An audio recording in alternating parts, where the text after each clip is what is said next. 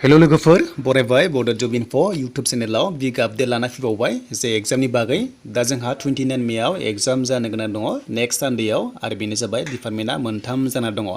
दा बबेया जाग्रोगोन एबा पस्टपन जागोन ना जाया बेनि सायाव गोबां कुइसन जागासिनो दङ आरो कमेन्ट्स खालामदों जे DHS जामारोबा डिलेटआ बोरै जागोन आरो DHS जायोब्ला एपेक्स बेंकआ बोरै जागोन मानोना फिसनि गोबां बाथ्रा दं लोगोफोर आरो बोरै सासे केन्डिडेटआ मोननै मोनथाम एग्जाम होनो हागौ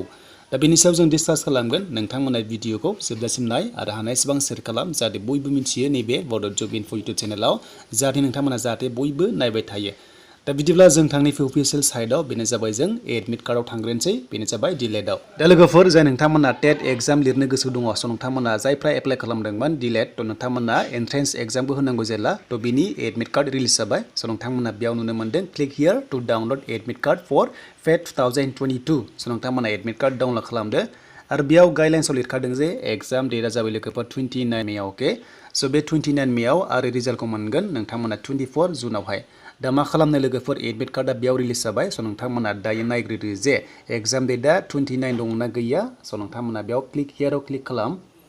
स' बे क्लिक हियाराव क्लिक खालामनाय लोगो लोगो नोंथांमोना मा खालामनांगोन नोंनि मबाइल नाम्बार रेजिस्टार थानायजों बेनिफ्राय बार्थडेखौ होनानै लगइन खालामदो आरो बेनिफ्रायनो नोंथांमोना एडमिट कार्डखौ डाउनलड खालामनो हागोन दा कमेन्टआव खिथाहरदो जे नोंथांमोननि एग्जामा 29 आव जामारगोन ना जामारा मानोना बेयाव DHS नि टेक्निकेलनि एग्जाम जागोन होनना बुंदों जेला स' नोंथांमोना कमेन्ट्सखौ खालामदो अब्लानो क्लियार जासिगोन जे नोंथांमोननि एडमिट कार्डआव डेटआ मायाव दङ बेनो जाबाय 29 मे दंना गैया डिलेट एन्ट्रेन्स एग्जामा स' नोंथांमोना मोनबाय दानिया बेयाव नोंथांमोना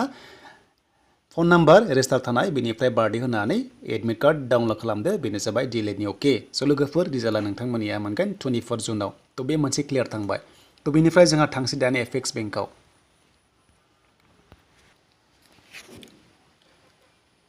थ' दानिया जोंहा फैबाय एपेक्स बेंकआव जेराव एग्जाम फिसआ 550 दङमोन डिग्री फार्स्ट 55% बेयाव एप्लाइ खालामदोंमोन पस्टआ एसिस्टेन्टमोन दा बेनि एग्जामाबो 29 आव होनाय दङ दा बिदिब्ला जामारगोन ना जामारा स' बेयाव नोंथांमोना नायदिनै थ' मोनसे डेट दङ एडमिट कार्ड नोंथांमोना डाउनलड खालामनो हागोन 21 मेआव आरो लोगोसे 29 सिम बेनिफ्राय एग्जामा जाबाय 29 मेआव जामारगोनबा स' बोरै एग्जाम जागोन DHS एग्जाम दङ बेनिफ्राय आरो एपेक्स दङ आरो लोगोसे डिलेट दङ दा बबेखौ होथावना स' नोंथांमोना कमेन्ट्स खालामबानो जाबाय नाथाय बेयाव मोनसे बाथ्रा होनदों जे टेन्टेटिभसो लोगोफोर डेट मिन्स एग्जाम डेटआ चेन्ज खालामनो हायो फिक्स नङा बेयाव टेन्टेटिभ होनाय लोगो लोगो एग्जाम डेटआ फिक्स नङा बाट नोंथांमोनाहाय 29 मेआव दायो जागासिनो दङ हमना ला प्रेजेन्टआवहाय लागोन बादि बाट बेनि जेब्ला अफिसियेल नटिस आउट जायो नोंथांमोनजों थाबैनो शेयार खालामगोन जायफ्रानोखि 55% एप्लाइ खालामदोंमोन डिग्री फार्स्टआव थ' नोंथांमोना नेथ'दो नेक्स्ट आपडेटखौ आरो बेनि एग्जाम डेटआ 29 मेआवमोन जेराव एग्जाम फिसआ जोबोद बुरजामोन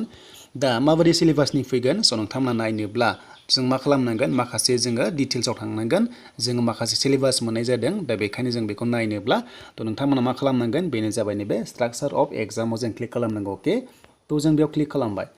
थ' बेयाव क्लिक खालामनाय लोगो लोगो जोंहा माखासे सिलेबास आउट जाबाय स' नोंथांमोना बेयाव PDF फाइलखौ डाउनलड खालामना ला डाइरेक्ट लिंकआ डिसक्रिप्सनाव दङ दा नायदो नोंथांमोननि पस्टआ एसिस्टेन्ट आरो एग्जाम डेटआ जाबाय 29 मेआवनो बेयाव होनाय दङ नाथाय बे मोनसे टेन्टेटिभ बेखौहाय चेन्जबो खालामनो हायो दा जुदि हेल्थनि एग्जाम जायोब्ला बे डेटआ चेन्ज जानायनि चान्सआ दङ मानोना बयखौबो चान्स होगोन मानोना बेयाव एग्जाम फिस 50 जोबोद बुरजा बेवहाय दं पस्टपन जानायनि चान्सआ दङ थ' बेनिफ्राय दानिया जोंहा एग्जामनि टाइमिंआ बेसेबां बेनो जाबाय 2 आवार्स जागोन लोगोफोर 120 मिनिट्स दङ आरो टटेल मार्क्सआ गासै 100 बिनि गेजेराव सिलेबासआ नायदो इंलिस दङ बेनिफ्राय आरो लोगोसे गोबां फाइनान्सियेलबो दङ आरो लोगोसे रिजनिंबो दङ आरो निउमेरिकेलबो दङ स' गासैखौबो लानानै 125 कुइसन थागोन नाथाय मार्क्सआ अनलि 100 जागोन अके स' नोंथांमोना बेयाव नुनो मोनदों दा बे जाबाय लोगोफोर बेयाव नेगेटिभ मार्किं गैया स' नेगेटिभ गैया बेयाव बुंखादों नेगेटिभ गैया आरो नोंथांमोना बेखौहाय कुइसन पेपार मोनगोन आरो नोंथांमोना बेखौहाय माल्टिपल चइस कुइसन्स टाइपनि बेयाव नोंथांमोना मोननाय जागोन थ' लोगोफोर बेखिनियानोसैमोन दानिया जों थांसै हेल्थआव दा हेल्थआव फैनाय लोगो लोगो जोंहा आपकामिं एग्जाम बेबो जाबाय 29 मेआव सानडेआव आरो बेयाव जाग्रोदों दायो ग्रेड 3 लेभेलाव टेक्निकेल लाइना फैग्रोबाय होनना बुंदों टेक्निकेल लाइना ग्रेड 3 एग्जाम जाग्रोसिगोन 29 मेआव अफिसियेल मोनसे सर्ट नटिस ओंखारदोंमोन आरो नाथाय दासिमबो नैबे साइडआव लेटेस्टआव फैयाखै आरो जेब्ला फैगोन नोंथांमोना मोनगोन आरो 23 आवहाय स' नोंथांमोना एडमिट कार्ड डाउनलड खालामनो हागोन आरो लोगोसे बे पस्टआ जाबाय टेक्निकेल स' नन टेक्निकेला माला जागोन बे माखासे कन्डिसनखौ नायगोन दानि जेरै दैबाना बा गोबां बायदिसिना जाथाय जागासिनो दङ दा बेफोरखौ नायनानै गासैबो थिग जायोब्ला सेम डेटआवबो जानो हागौ बा उनावबो जानो हागौ दा जुदि सेम डेटआव जायाब्ला तो नेक्स्ट सानडेआव जानाय चान्स थागोन बेनो जाबाय 5 जुन थायो नङाबा स' नोंथांमोना 12 आवहाय मोननो हागौ नेक्स्ट एग्जामखौ हेल्डिफोरनिया नाथाय लोगोफोर सानडेआवसो एग्जाम जानायनि चान्सआ थायो मानोना सानडेनि अनगायै स्कुल क्लासेस थायो बा कलेजेस क्लासेस थायो